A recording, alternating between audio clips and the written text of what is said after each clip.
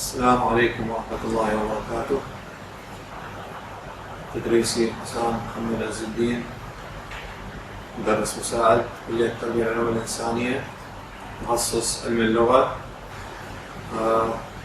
وإن شاء الله نقدم محاضرة عن المادة التي أدرسها، وهي مادة الفونيتكس، علم الصوت، التي تعتمد بالأساس على منهج وكتاب معروف وهو Better English Pronunciation.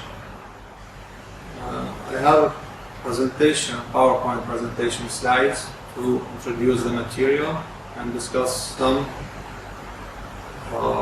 let's say, interesting and important matters. So, of course, my target audience is non-native speakers of English, first stage Arabic speaking undergraduate students. And the estimated time is 10 to 15 minutes, and of course I have to use some digital means. This is hybrid education, So we have clear diagrams of the vocal tract, live chat box, and of course we have a classroom to join. You can scan the barcode above, or you can click the link to join or to access the classroom. This is the template for my presentation, starting with the hook for brainstorming question and the promise, which is related to the behavioral objectives. Then we have the core concepts. Afterwards, we would have active engagement, which includes formative feedback. And finally, we have the summative feedback and measurement. The general objective, as the book contains, to help the reader or learner pronounce English better than he or she does now. This is quite true and clear. So then we have the educational objectives, which is related to introduce and describe the major speech organs and the articulatory apparatus, and to clarify the physical mechanical process of pronunciation, and after that to connect those articulators to sounds already natively known. يعني احنا باللغة العربية عندنا أصوات وعندنا نفس الجهاز الصوتي اللي موجود عند الرجل الأجنبي أو الغربي أو اللي يتحدث اللغة الإنجليزية. تبقى كيفية كيفية تشكيل هذه الأصوات حسب الارتكوليترز أو أعضاء النطق اللي عندنا. So behavioral objectives would be, of course, that would be at the end of this lecture.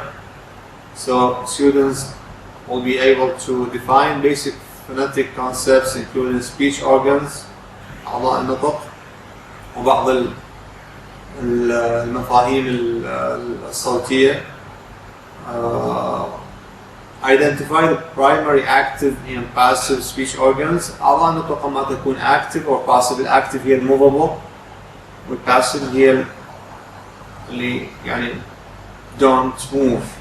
So thirdly, we have our students will be able to identify the anatomical location of those primary articulators, and they will be able to explain how articulators interact to block or shape airflow.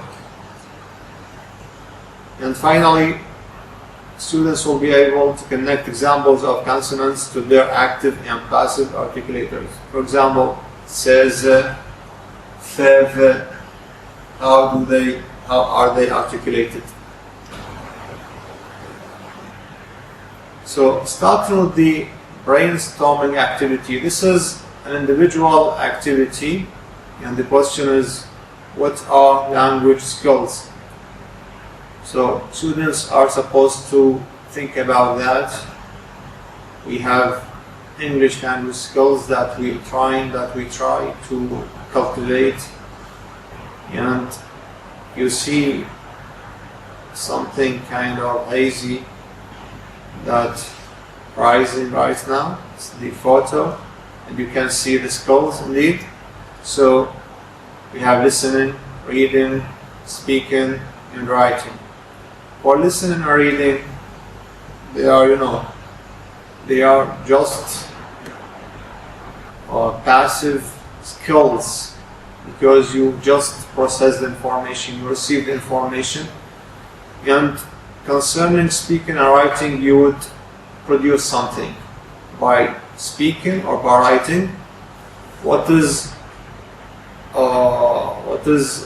concerned to us, what concerns us is what is speaking, which is related, as you can see, to some articulators. You can't speak without those articulators. So you can see here the mouth, tongue, lips, larynx. So let's dive into more information about the subject. This is a sagittal cross section, or two sagittal cross sections of vocal tract. So here we have, as you can see, the mouth, the lips, you see the teeth, you can see the hard palate, which is backward the teeth, the upper teeth. Then we have the soft palate, and finally the uvula is the part that where the palate ends. The tongue, you can see the tongue here. Of course, the tongue has 3 or 4 parts. Each part plays a role in articulation. So we don't tackle tongue as one articulator. No, tongue with different parts, different functions to speak, to articulate words. You can see the larynx, Adam's apple, and we have the vocal cords, الصوتية. Of course, we have the lungs, which is not clear here, which is not available here. The lungs, which is the power source that push air via the trachea or the windpipe to reach the vocal cords, and then to the oral cavity or to the nasal cavity, depending on the soft palate condition.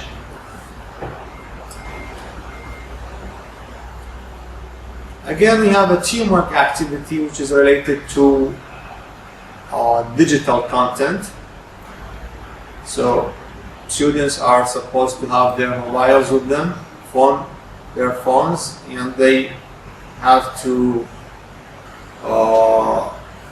scan the QR attached to reach the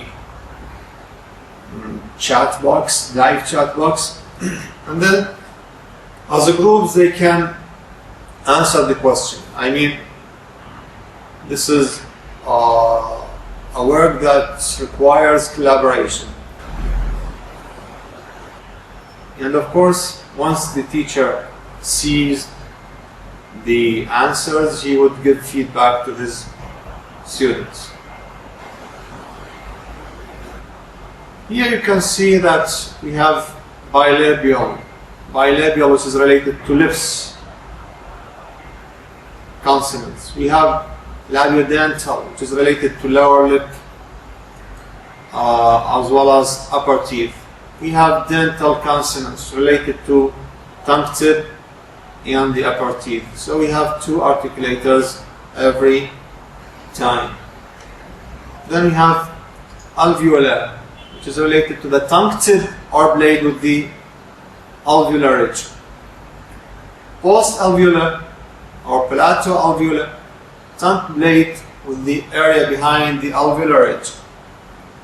just like the sounds for the consonants sh, j, ch, j, and r.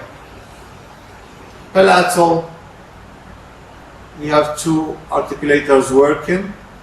The active one is tongue front, and the passive one is the hard palate, as you see in ye, yes, yellow. And finally, velar consonants, which is related to tongue back and the soft palate. Both of them are active, however. To wrap up and finalize our attendance day, here is a form, a Google form delivered to you by delivery, to fill out, which is related to the material in question. So I hope that this micro lecture would be a good introductory to you in order to, or so that you get more, or you can get deep more in the material in the source book. Thank you for your attention.